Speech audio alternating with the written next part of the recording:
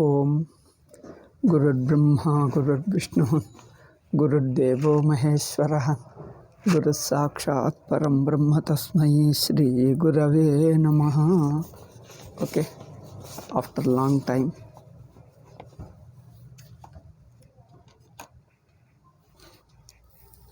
we are resuming our Gita.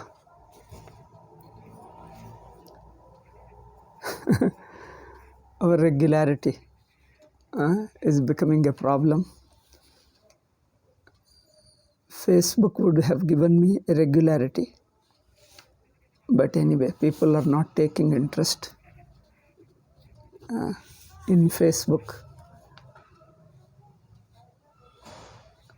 So in a way, they like my irregularity. It seems they like my irregularity. Therefore, I am also adjusting to their interests. If they have regularly seen Facebook, I too would have done regularly. So if you go by pre-recording is always disturbing in the sense irregular. If they listened regularly, Facebook, there would have been regular series. Now anyway, it is up to them. Let me continue.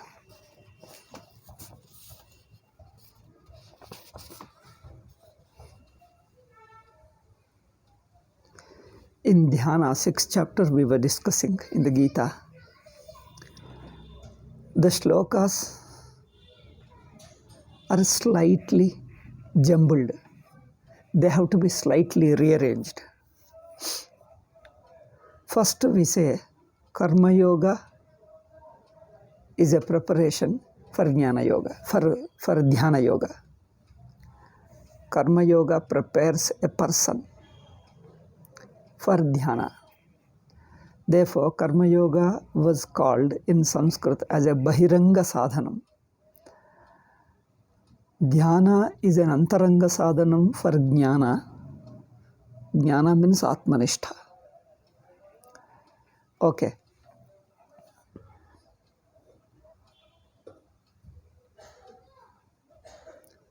After this, the third shloka. What did the third shloka say?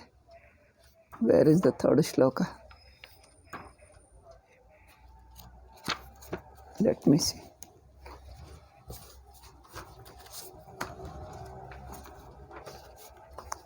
The third shloka of 6th chapter.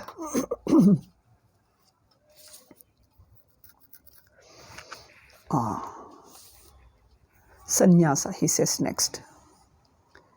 First, Karma Yoga is a preparation for Dhyana Yoga. And immediately while doing Dhyana, what is required is Yoga Rudhasya Tasyaiva Shamah Karana. Aruruksho Muner Yogam Karma Karanam Uchyate. Karma is the Karanam, Karma is the Sadhanam for preparing to be able to do meditation. But once you take up the meditation, once you start the contemplation, Vedantic meditation, then sannyasa, giving up all karma, including karma yoga. Karma yoga means all karmas is necessary. That was the step told. Okay.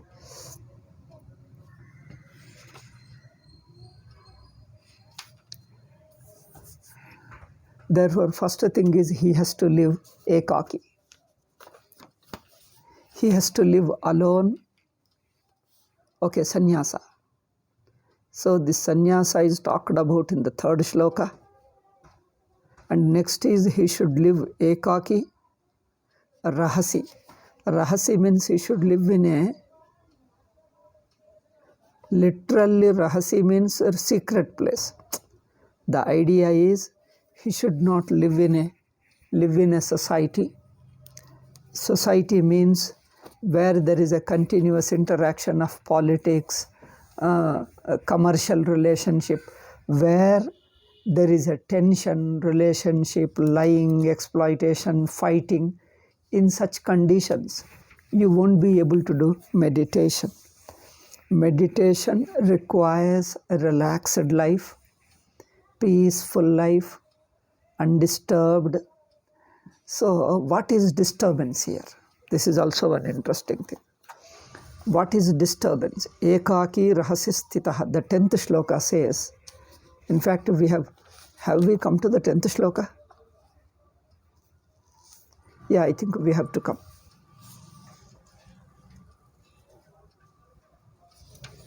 We have to come to the 10th shloka. Now, I think this is the context we have to tell. In the ekaki rahasisthitaha, he shouldn't have any possessions. Okay? The shloka, let me tell you, it's a very interesting. Yogi yunjita satatam. Yogi, so he should do meditation. How? Always. Rahasisthitaha. First should live in a secret place. Secret idea. Not continuously people coming, you are inviting. It is not a public life. It is not a continuously interacting with people. Therefore, he has to live in a lonely place. Then also he has to live ekaki. Ekaki means no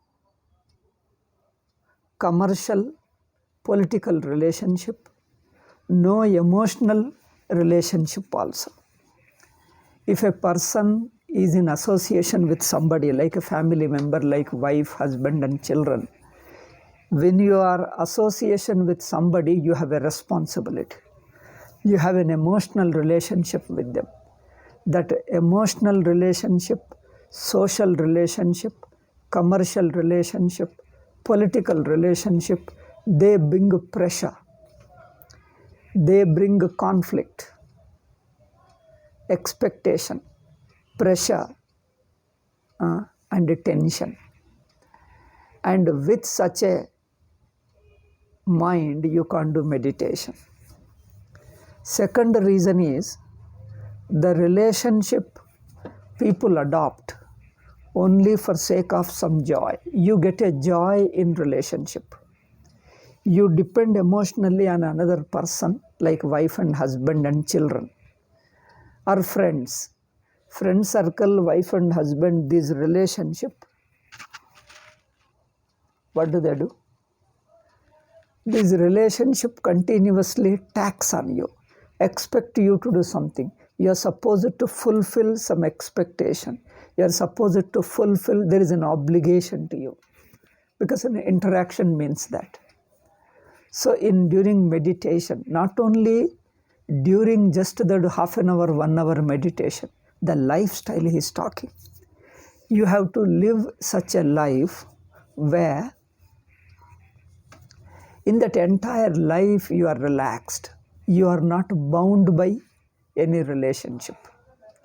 Even if for a half an hour, 1 hour you are free from tension, but then the subconscious mind, your problem will be there. You will be thinking of the person. Later you have to meet them. I have to go and give them something, or I have to get them something from. Either giving something or taking something causes tension to you. That means you have an obligation. Suppose you have to protect some property. You have to be continuously on the guard. And if so this causes anxiety. A lifestyle which puts pressure on you, cause anxiety, okay? Which put pressure on you, cause anxiety. Such relationships disturb your mind, don't allow you to be turned inward. Because in meditation, you have to turn inward, be alone. That's why ekaki, he says, you see. The shloka is very interesting. Yogi yunjita satatam. When should he do? So the shloka is interesting. Yogi yunjita satatam. Yogi means a dhyana yogi. Yunjita, he should do meditation. Yunjita means what? Ingita means he should apply his mind, he should concentrate. Meditation means what? What do? You concentrate. You concentrate. Concentrate means what? You drop out, leave out all other things, remain with one thing. To the exclusion of all other. Remaining with one thing continuously is called concentration. Concentration means your mind is thinking only of one. Mind is conscious of only one thing. Thinking is one thing, conscious is another. In the meditation, if you think, it is upasana. You are conscious, it is nididhyasana. Okay? Thinking and conscious, just these words make a difference. You are thinking, or you are conscious of, or aware of. You are just conscious of. In nididhyasana type of meditation, you are just conscious of. Conscious of. That's all. You just remain conscious, remain awareful. In upasana type of meditation, you visualize. Okay? Visualize means you consciously imagine. That is better. You imagine something, a creative imagination. Imagination is one thing, and being conscious of another. Relaxed, imagine. One is imagination. In upasana, you imagine something. In nididhyasana, you don't imagine, but you remain relaxed. That's all. When you become relaxed and attentive, and whatever comes to your consciousness, you're just aware of. You're simply aware of. Whatever is, it naturally gets known. You don't become consciously focus on anything. You don't consciously focus on anything. Okay? You are not intentionally focus on anything, but whatever is in your conscious field, let it be. But you are conscious. Whatever things present in your consciousness, they are. Whatever goes out of your consciousness, let them go. Whatever is. Whatever goes away, let it go away. So, you only just allow them. Now, don't protest anything. You allow the things to remain in your conscious. If it goes away, let it go. You are just relaxed. No expectation, no imagination, no thinking, just remain. Simple remaining is meditation. Simple remaining, consciously remaining. Consciously remaining is called Vedantic meditation. You consciously remain. In remaining, there is no effort. Only you are aware of, that's all. Whatever is, the focus is not on the object. See, in nididhyasana, focus is not on your object. Attention is not on your object. Attention is in your being conscious of. In your being conscious of. In upasana, your attention is you are imagining something. An object of imagination you retain in your mind continuously by imagining it. Now, see, in imagination, one is recalling. Recalling is what you have seen before, you simply recall. What you have seen before, you simply recall. There are three things: past, present, and future. The thought about the past you simply recall. Thought about the present, you are simply aware of. In the present moment, you are simply aware of. Regarding the past, you just recall it, remember it. You become just conscious of what happened, you just recall as it is. But in imagination, you try to become something, okay? In imagination, there is a becoming involved. Therefore, this imagination is a creative imagination. A creative imagination. This is interesting. In Upasana type of meditation, you try to become something noble, something good. Consciously, you imagine to become as if you have become that. So, in imaginative meditation, one is a conscious remaining. One is a creative imagination. Creative imagination, one type of meditation is creative imagination. Another is silent, relaxed, conscious remaining. Consciously, silently, you remain. Okay? Conscious. In conscious, your attention is not on the object of meditation. Attention is in the remaining conscious alone. In being conscious is your attention. Okay? Being conscious of. That means being consciousness is your attention, not on your object of your consciousness. What you know, what you are conscious of. That means what is in your consciousness, the attention is not there.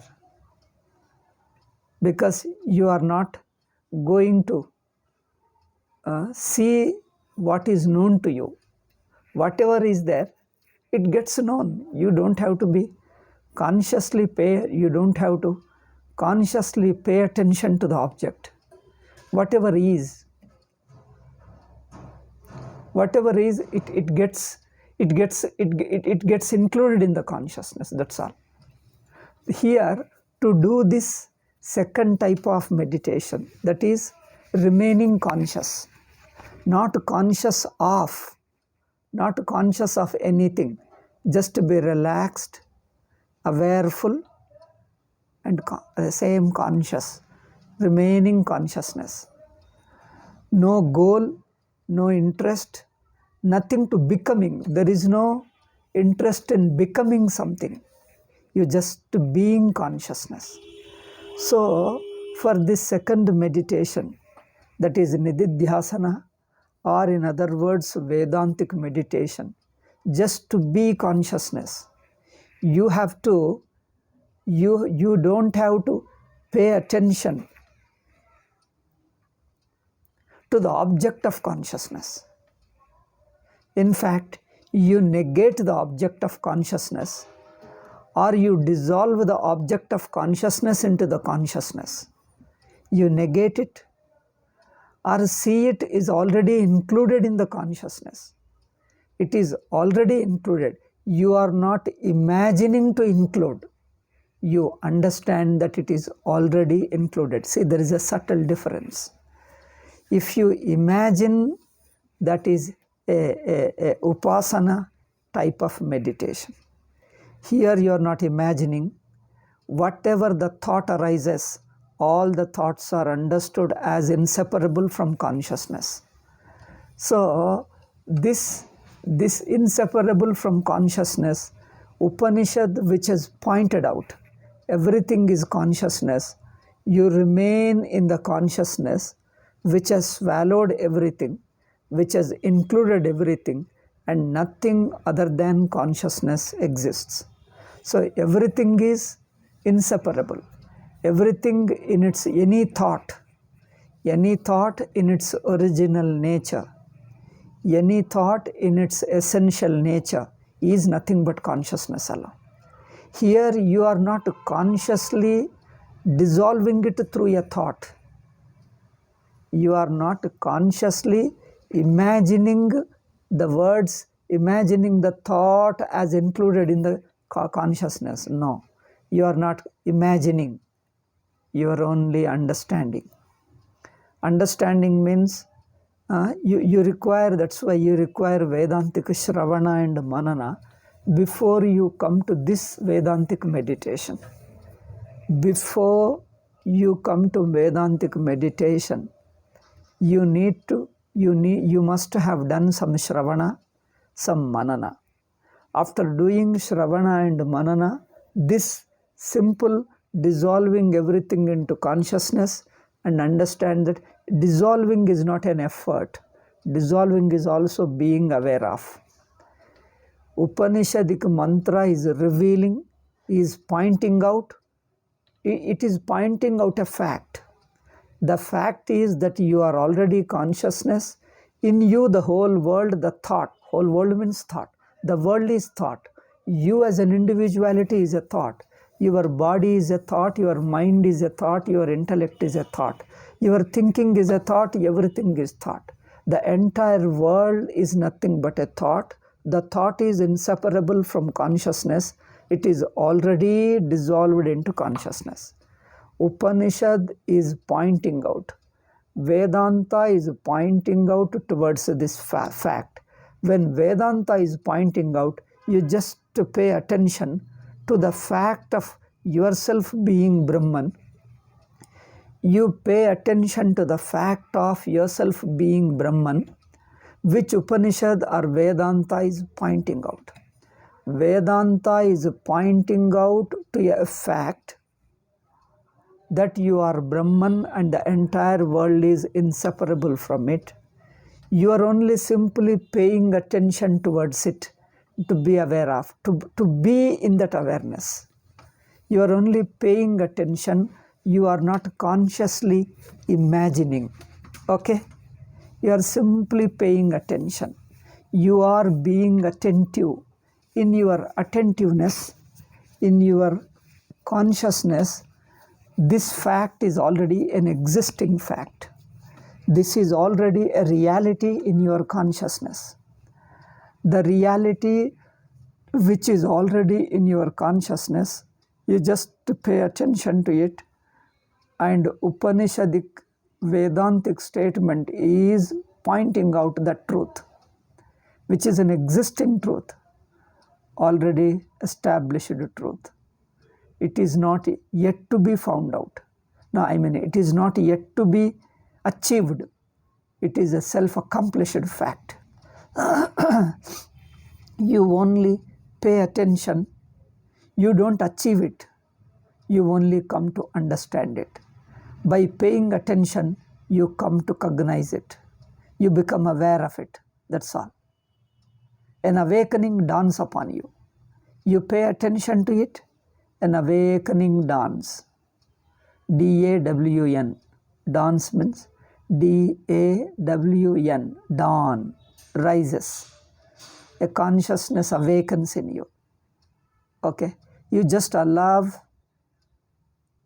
that full consciousness is just aware of. So the mind, the sense organs are not actively functioning. Sense organs are not looking for a fact. Mind is not still looking for a fact. Looking means waiting, looking outside. Means mind is not imagining. Mind is not looking outside. You just remain. Even the mind is part of consciousness. Consciousness is always there. So, in this meditation, you don't do the meditation, you understand how doing is not required. In the Upasana meditation, you imagine. In Nididhyasana, in Vedantic meditation, you don't imagine. Your mind is not working. You understand how mind is not there. You come to see this fact that you don't have to work. Working is not there. Working is not required. No thinking is required. Thinking is not there. It is already dissolved into one consciousness. just you are aware of. In fact, you allow the awareness to be there. You allow the consciousness to be consciousness. You allow whatever is there. You don't interfere. You don't work. In Upasana, you work there. Here, neither you work nor you interfere. Whatever happens, you just allow the things to happen. You just allow the consciousness to be consciousness. Okay? You just allow. Allow means you don't interfere. You don't do. Allowing is not working again, is not a conscious thought. Allowing means you whatever is, that's all. Whatever happens, happens. Whatever is. It is only being. It is a being and not becoming and not imagining and becoming. In Upasana, you imagine and become. Here you don't become anything. You don't imagine anything. You don't will. In other words, willing is not there. You just leave everything. Leave it to itself. Whatever is.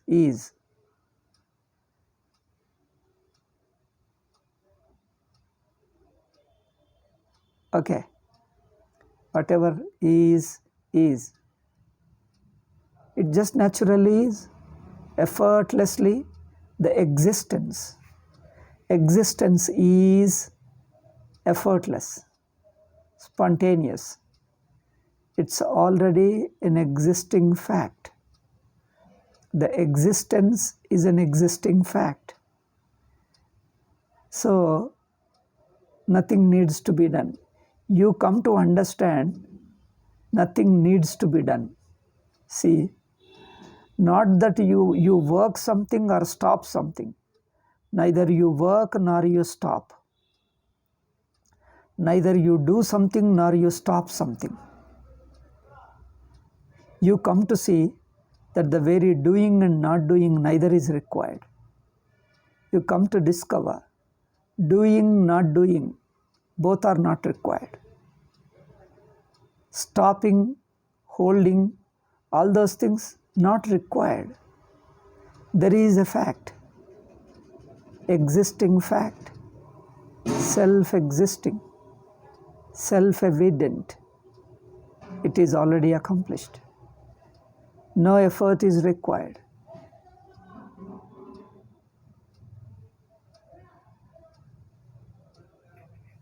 Okay. No effort is required. It's just there. So you are already in that consciousness, the essential consciousness, which includes, which encompasses, which includes the entire universe, which includes time, past, present, future, which includes space, here, there, and remote. Space can be divided in three. One is here where I am, the other which is away from you. Then remote, we don't know where it is. We don't know somewhere remote area. So the entire space can be divided into these three. Here, there, somewhere else. Time also, past, present, future. All the three periods become one, pure existence.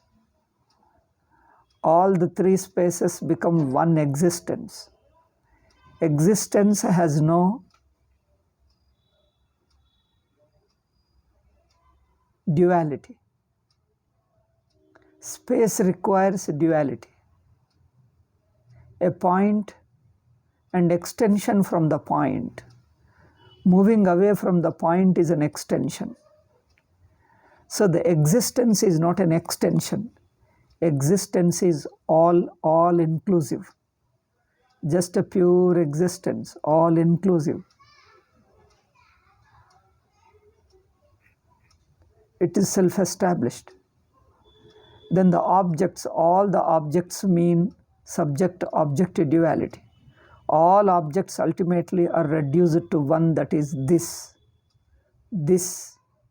The thought of this includes the entire world, all forms and colors and touch, sounds, the entire world, time, space and object, everything is included into this. That this is also is relative to I. The notion of I, notion of me and this, both have one thing common, that is pure existence, pure consciousness. This is also consciousness. I is also consciousness. Okay? This is nothing but consciousness.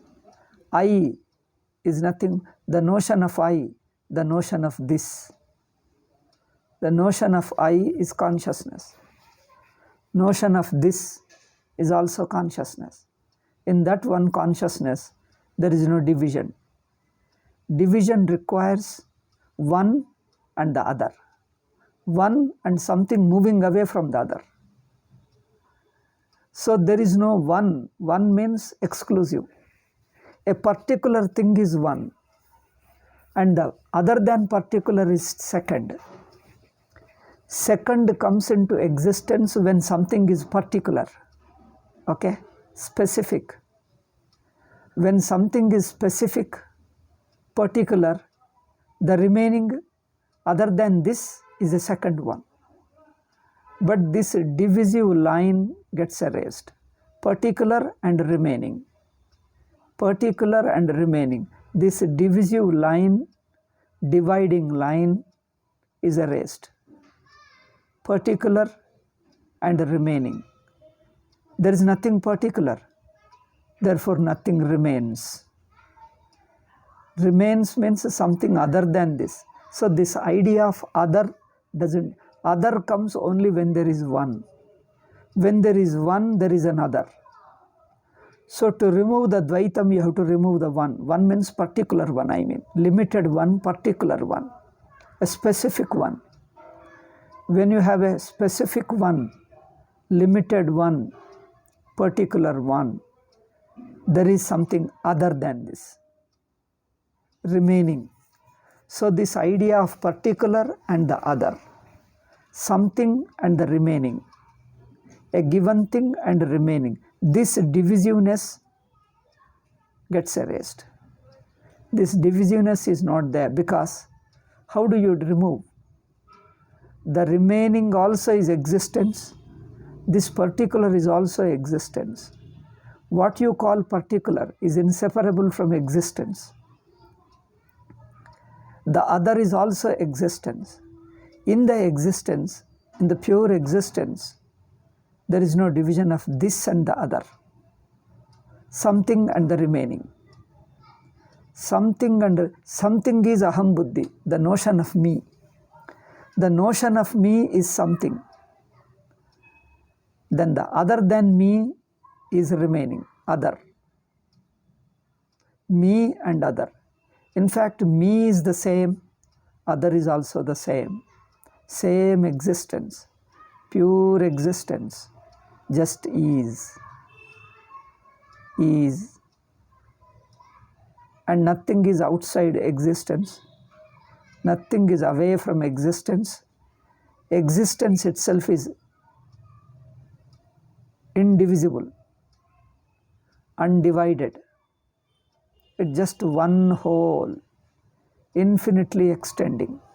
It is infinite, dimensionless. What dimension? It doesn't have any smaller or bigger. There is no thought of small and big. No comparison.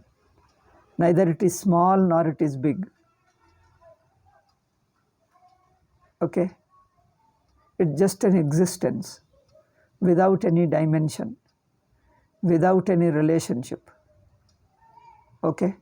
No relationship of subject and object.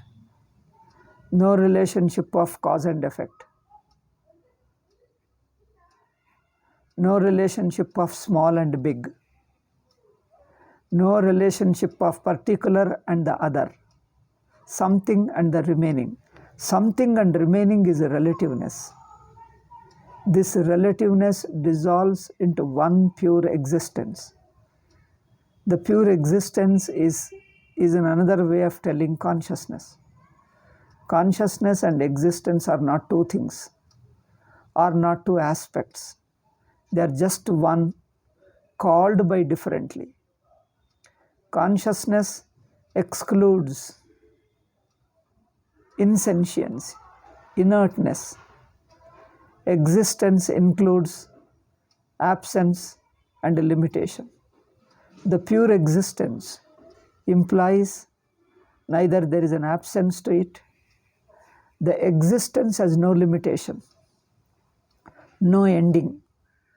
Pure existence means the existence which we normally know, the existence which common man knows, is always a limited existence. A limited existence. Consciousness is something, or you take anything, worldly existence. Existence is only of a given form, a given shape, a given idea. Something given is called worldly existence. If it is something, then something other than it exists, because it is limited. What is limited, what is something, is always associated by something else. What it is not, something other. But here the pure existence means there is no division of something and the remaining, something and the other. It can't be divided. Whole thing is one infinite existence, dimensionless, endless existence. It has no beginning, no ending. And it's a natural existence. Therefore, that natural existence is indivisible. Is indivisible. So there is no notion of I and no notion of you. There is no notion of something. If you have a notion of something, then it is automatically accompanied by notion of remaining.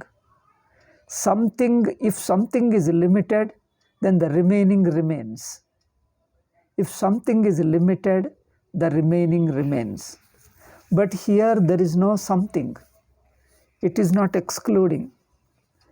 Once if you don't exclude, if it is not something but it is whole, you cannot think of it. The thought dissolves.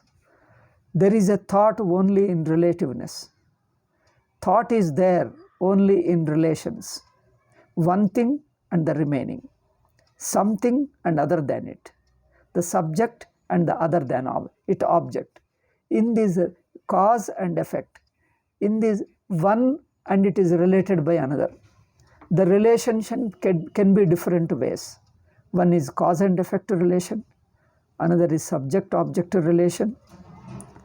Another is substance and quality, substance and attribute. Another is supported. One is the basis, another is dependent. Okay. All these kinds of relationships involve duality. But the pure consciousness is free from duality, because it is not something specific which leaves out something else. It doesn't leave out. That means it is not something. The pure existence is infinite, because it is not a given existence leaving out something else. Nothing to leave out, because it is not something. The pure existence is not something which leaves out something else. Neither something nor leave out. Okay? Neither something nor leave out. Sense organs limit, specify. Sense organs specify, leaving out something. Mind, the very mind's way of functioning. Mind's way of functioning is divisive, relative. Mind relates because it divides. How? The very mind means it knows, it specifies something, particularizes something. This, it says. Once you say this, you leave out the other. You specify some by circumscribing this, When you circumscribe this, when you select this, you are leaving out other portion.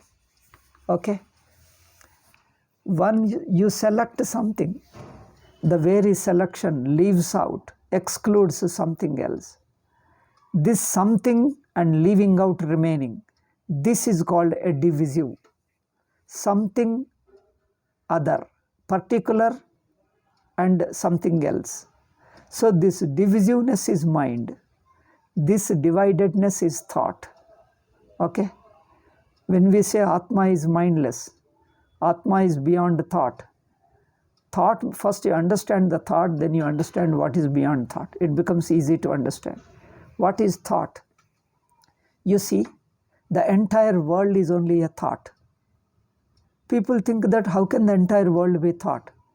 Because entire world consists of relativeness. The entire world is only a thought.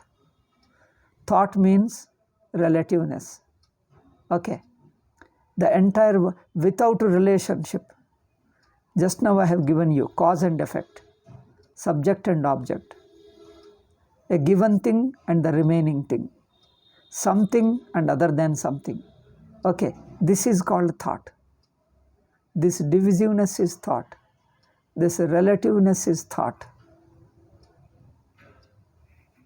So, your awareness, Vedantic meditation means you remain simply conscious, effortless. Effort is a thought. Thought is divisive.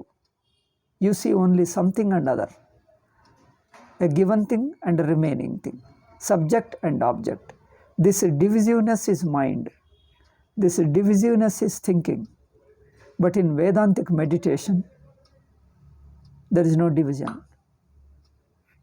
There is no given thing and remaining thing. Okay, that means the mind dissolves. Mind means relativeness. Mind means divisive. Mind means exclusive.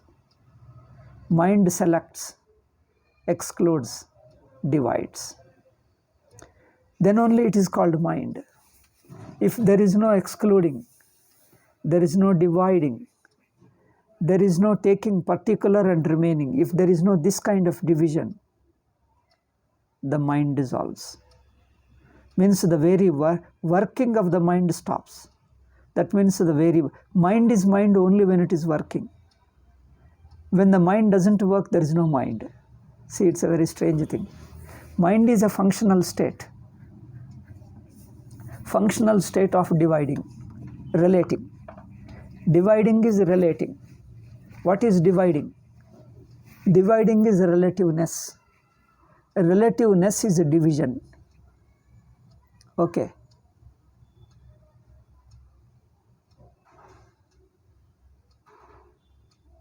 Division is an action. Relativeness is a quality. Division is a verb. Dividing is verb. Relativeness is an adjective. Okay? Relationship is an adjective. Division is a verb because you are dividing it, is an action. Dividing is an act. Relativeness is not an act. You don't do anything for relationship. Relationship is a quality. Division is an action. But pure existence is neither. Therefore, the divisiveness, first you understand the division, reduce the division which is an act into a quality. Relativeness is quality. But in the relativeness is only partial looking is relativeness. What is relativeness? Partial looking, selective looking. Selective awareness is relativeness. Okay? Selective awareness, partial awareness, limited awareness. When you limit, when you select, you specify, you are leaving out something. When you specify, you leave out something. When you select, the very selection means leave out something. Therefore, the relationship means leaving out. Holding on to partly, one part, leaving out another part of it. This holding on to some part, leaving out another part is divisiveness. Therefore, divisiveness creates relativeness. Relativeness implies divisiveness. Divisiveness implies relativeness. Both are two ways of telling it is same. Both are two ways of telling, but it is just one pure existence, one pure consciousness. You call it either existence or consciousness, it means the same. Okay? Existence, dimensionless. Dimensionless means existence is not an action. It is not a relationship. It is not a division. Existence is not a division. Okay. Therefore, it is not a relativeness, a non-relational, indivisible one, indivisible one whole, non-relational one whole. It is spontaneously existing, effortlessly there. You don't achieve it. You don't make it. You don't lose it. Non-duality is something. Neither you acquire it nor lose it. You can't acquire it newly, nor you can lose it. It's neither subject to loss nor gain. That means non-duality is a self-existing fact. Neither you gain it nor you lose it. That means there is no thought. Thought means relativeness, divisiveness. Thought means relativeness and divisiveness. There is no divisiveness. There is no relativeness. It just is one whole. One whole. Vedanta is pointing out. You're just aware of it. You just pay attention to where Vedanta is pointing out. So what it is pointing out is a self-existing experience. It is an intuition. Self-existing intuition which you have. You don't acquire the intuition. You only pay attention to the intuition. It is there already in you. An intuitive understanding. An intuitive experience. Intuition, which is all-involving, all-inclusive. Entire universe, time, space, past, time, space, object, all things included. The entire universe is included in one consciousness.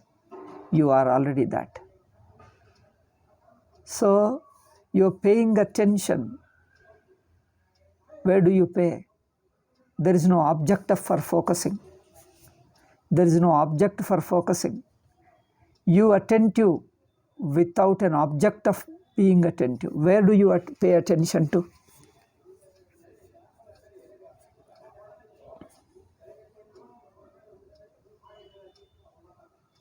You don't pay attention to anything.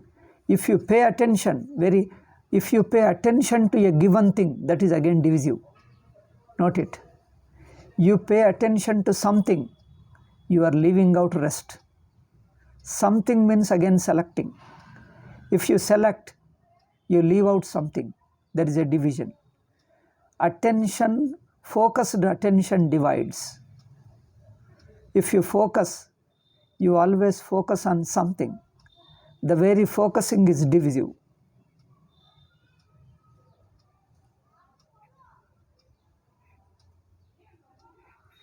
But the non-dual consciousness doesn't need focusing, doesn't need dividing, doesn't need relating.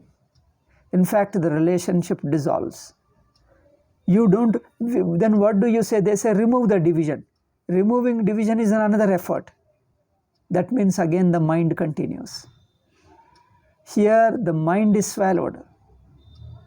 The relativeness dissolves. The division dissolves. Selection dissolves. There is only one truth, self-existing fact, choiceless fact. You don't choose. It is choiceless. It is non-relational.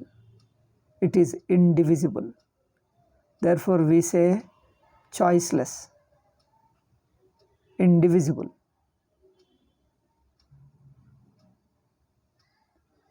Non-selecting, non-relating. Non-relating means there are no two things to relate to. The one whole which doesn't know the relativeness, which doesn't know the divisiveness, which doesn't know, which is not available for choice. It cannot choose. You can't choose because there is no faculty of choice. The very mind which is choosing also dissolves. So that awareness Vedanta is pointing out. Just to pay attention. The mind which is paying attention, it pays and itself goes with it.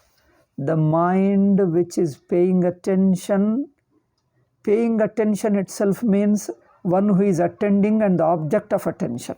Okay? One who is attending and there is an objective attention.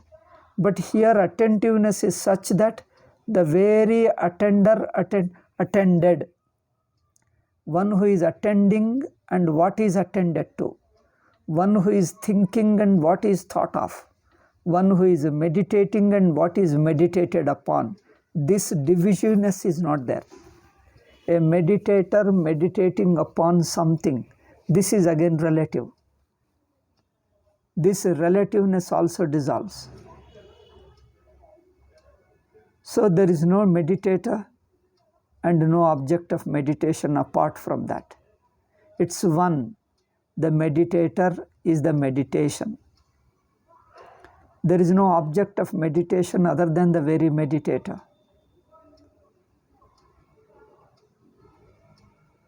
So, no object of meditation other than the meditator. That means no relation, no division, something and remaining thing. A given thing and other than. This divisiveness dissolves. Dissolving is not an action again. It is already an existing fact that the duality is dissolved already. You only just to pay attention to it. You are that. You are that where there is no division of neither subject and object, nor cause and effect, nor any other kind of relativeness. All relativeness dissolves. Because it alone is, spontaneously is, nothing other than that is.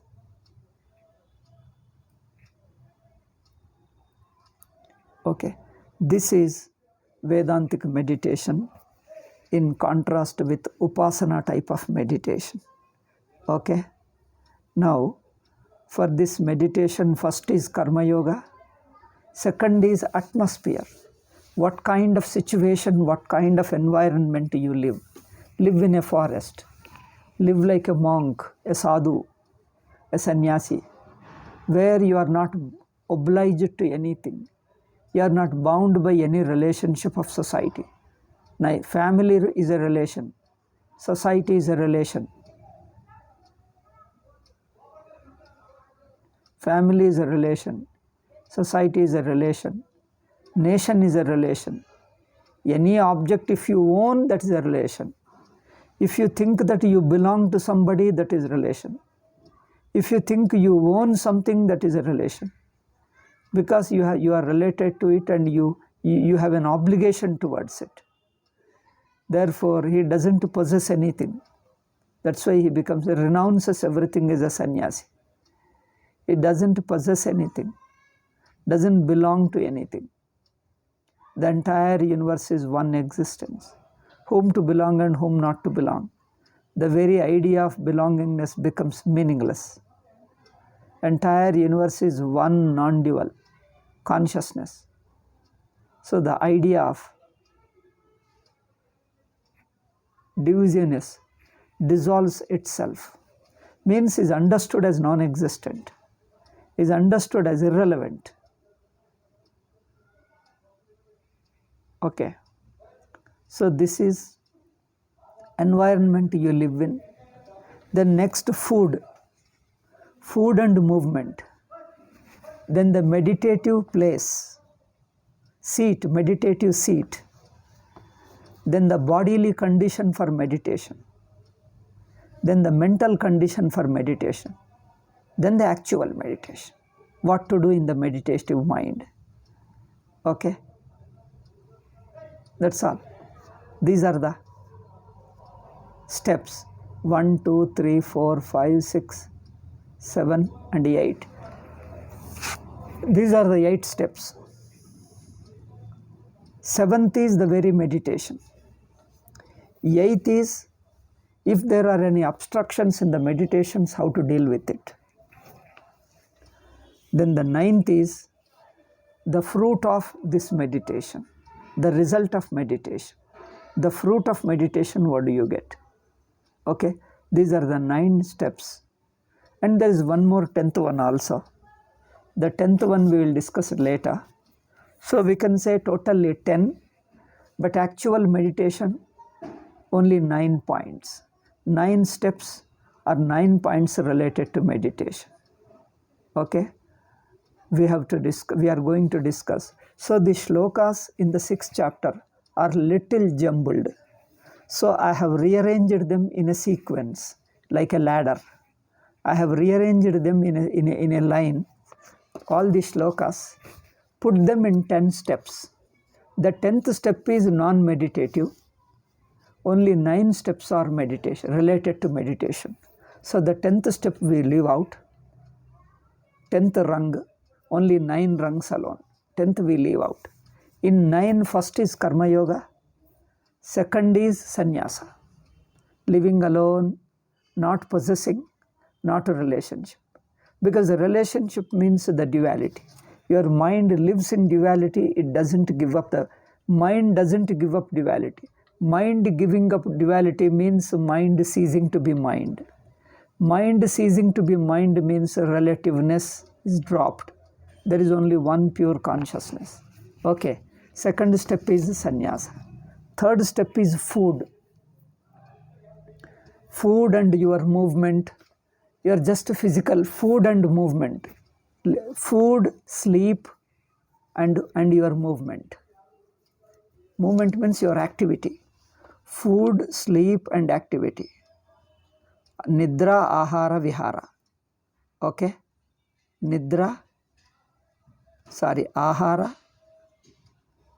Ahara, vihara, nidra.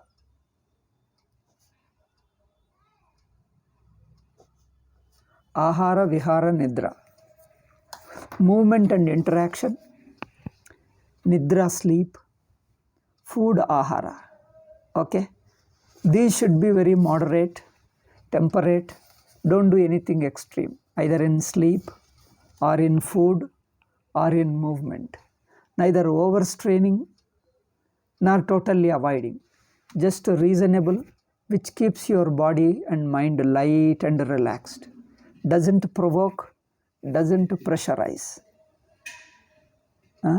So this is the third step. Fourth step is the seat of meditation. Select a place. How should be the place? How should be the earth surface? Earth means the meditative surface. The earth should not be uneven. There should be an even land. For sannyasis, for those people who live at home, your room is already even. Either you sit on a table or you sit on the ground, it is already even. So this even is suggested because the sannyasis keep moving, traveling. So when they move from place to place, you may not get an even ground. Look for an even ground. Then the house should be the asana. It should be neither up or nor down. Then the next is seat. The way of seat. Regarding the seat, I shall tell you later in the next class. Then these are the fourth point. Third is the food, sleep and movement. Fourth is your place of meditation and seat. Then the fifth is bodily condition. In the meditation seat, how should be the condition of the body? Then the 6th is what should be the condition of your mind. 7th is real meditation. And the 8th is certain obstructions, obstacles in your meditation, how to handle them. 9th is the result of meditation. As a result of your meditation, you come to understand, you come to discover that you are the truth. You are the entire truth, self-existing fact. Okay, these are the 9 steps. I have discussed the first one, second also in a way discussed, but today I have discussed more. If there is anything left out, we will discuss tomorrow. Ekaki yatachittatma nirashira parigraha. Ekaki, just to repeat this in one sentence and close it and go to the next point in the next class. So third point I'll conclude. Ekaki rahasistitaha. Live in a lonely place, solitary place where there is no much interaction, disturbance, no family and no social life. Second is ekaki, live alone. Third is no possessiveness, no ambition, no relationship which causes anxiety. No relationship which causes anxiety, which brings you under pressure. No possessiveness. Nirashir aparigraha. No greed, no possessiveness. Okay. Possessiveness of, no, you don't belong to anything, neither to nation, nor to family, nor to society, nor to any property, neither a language, nor a society, nor a group, nor a religion. You don't belong to anybody. That means any relationship brings an obligation with it. It divides the society and humanity, one and the other. Therefore, in the Nididhyasana stage in Vedanta, you give up all these relationships. So when you give up, when you disown, your mind is relaxed. Relaxed. Relaxed. Okay? So this, after this, the second point I have discussed. Then the food, I think I briefly discussed this food, asana and bodily condition. 3, 4th and 5th. These 3 I think I have discussed in a way, but we'll discuss in one way in one class alone, because they are nothing much. We know them, probably we'll discuss all these in half an hour in the next class. Then come to the mental condition and direct meditation. What do you do in the meditation directly? Those things are important. We'll discuss later. Om Shanti Shanti Shanti. Harihi Om Shri Gurubhyo Namaha. Harihi Om Tat Sat.